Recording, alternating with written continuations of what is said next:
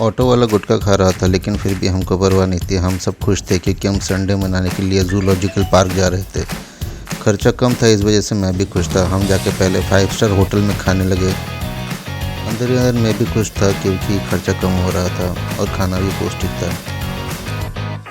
लंबी लाइन देखकर पता चल रहा था कि परिवार को संडे के दिन खुश करना आसान बात नहीं, लेकिन फिर भी चेहरे पर मुस्कुराहट लिए हम आगे बढ़ गए। अंदर जाते ही बेटा कूदने लगा खुशी के मारे। बहुत खूबसूरत जगह थी।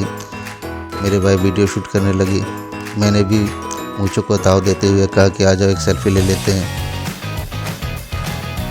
पीछे की मछली को देखकर माँ की याद आ गई। माँ हमेशा कहती थी कि तेरे दिमाग में कचड़ा भरा है, लेकिन ये पहले दिखता तो माँ को क्या समझा सकता कि कचड़े से भी चीज़ें बन सकती हैं। काला बतख ने हमारे हंसकर स्वागत किया।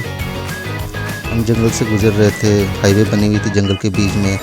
पेड़ पे देखा, अचानक चिड़िया हमको देखकर ऊपर चढ़ गई थी क्योंकि नीचे सेफ फील नहीं कर रही थी इंसानों के बीच। और फूल का खेत और बागान और ये भिंडी का पेड़ देखकर मुझे बहुत ही सुख की अनुभूति हुई। अचानक से मैंने हिरन को देखा। हिरन को देखते मेरा बेटा बंदर की तरह उछलने लगा। उसको उसकी तरह और दूसरे बंदर दिखने लगे। एक हिरन ने मुझे ऐसा देखा जैसे वो मुझे जानता हो। फिर मैंने इधर उधर देखा तो मुझे सलमान भाई वाली हिरन भी नज़र आ गई। मेरे वाइफ हाथ से डिस्टर्ब कर रही थी, इसलिए मैंने एंगल चेंज किया। 2 मिनट आराम करके आगे बढ़ गए। गेंडा देखा, चंपा को देखा, उसके बाद 2 भालू को देखा बात करते हुए। मेरे रिश्तेदार जो भी ये वीडियो देख रहे हैं उनसे मैं कहना चाहूँगा कि मेरी वाइफ की चप्पल टूट गई थी, जिसकी वजह से उसने बाल से गर्डर निकाल के चप्पल में फंसा दिया था। तो आप लोग गलत ना समझे, इसीलिए वो बाल खोल कर घूम रही है। किसी जगह पे चलते हुए लग रहा था कि मैं आसाम की वादियों में आ चुका हूँ, क्योंकि यहाँ पे खूबसूरती बिल्कुल आसाम जैसी है।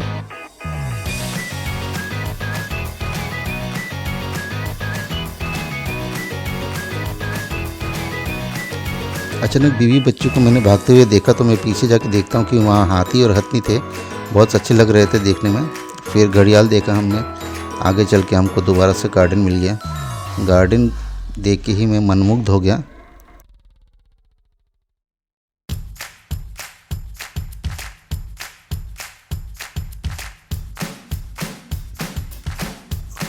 हर चीज़ बहुत खूबसूरत लग रही थी। पता नहीं लेकिन ये बीच में छोटा सा कुतुब मीनार किसने बनाया था, पता नहीं क्यों। आगे चल के हमने सफ़ेद शेर देखा। भेड़िया देखते ही वरुण धवन की याद आ गई। तेंदुए के साइज़ को देखकर पता चला कि लोगों को दूर ही रहना चाहिए। हमारी उत्सुकता और बढ़ रही थी तो अचानक मैंने देखा कि यहाँ पे बाघ है, रॉयल बंगाल टाइगर। फिर फूलों की वादी आ गई। फिर मनमुग्ध हो गया। आगे बढ़ते गए।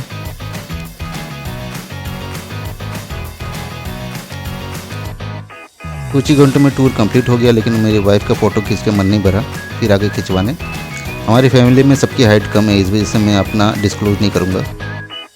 फिर हम बाहर निकल गए। बाहर जाके हमने लोकल ढाबे से कुछ खाया और सब लोग खुश थे। मैं ज़्यादा खुश था क्योंकि मेरे पैसे बच गए। खाना खाने के बाद हम शिकंजी पीने गए। शिकंजी पीने का अलग ही मज़ा है। कैब अभी तक आई नहीं थी। मेरी वाइफ ने तब तक सोचा भेलपुरी पैक कर लूँ और मैं वही काम कर रहा था। मेरा बेटा भी मुझे देख के गुर्राने लगा। कैब की तरफ हम देखने लगे कैब कब आएगी। तब तक मेरी वाइफ ने भेलपुरी का ऑर्डर दे दिया था।